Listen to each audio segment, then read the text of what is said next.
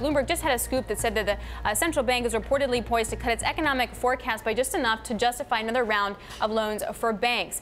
Joining us now from Frankfurt is the reporter who got that scoop for us. Bloomberg's Jana Randow joins us now. Jana, walk us through what you learned.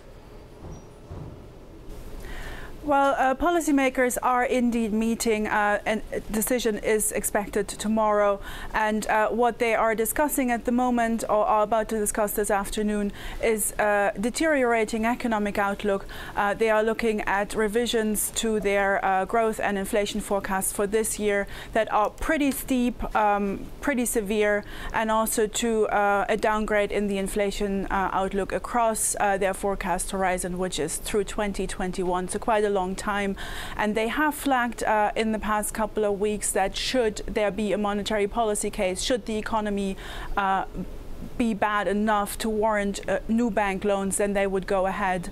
And it seems that this moment has come. So they are discussing to offer a new round of long-term loans to banks targeted to increase credit to the real economy, to companies and households. Yeah. Whether they will have an announcement for us on tomorrow remains unclear, but they're clearly thinking about it. So the questions with that are going to be maturity and the rates related to it. Do you have any insight as to that conversation?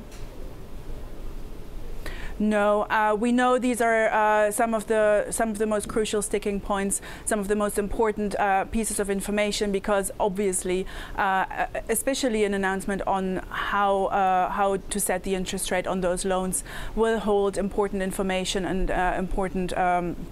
is an important gauge as to where the ECB sees interest rates developing over the course of the next couple of years. But we don't know yet what the decision will be. It's being discussed at the moment. Jana, it's understandable why the ECB would want to do something if the economic situation is deteriorating, as we believe. At the same time, whether new loans would fix the problem depends on what's causing the problem to begin with. If it's really trade problems, for example, why does making new loans help the trade situation? It's partially a trade situation. A lot of uncertainty has come from the external sector in the past couple of months. That's true, but we're also seeing some internal problems, particularly in Italy, where investments are very weak. So maybe they will just need to fix the domestic side as well.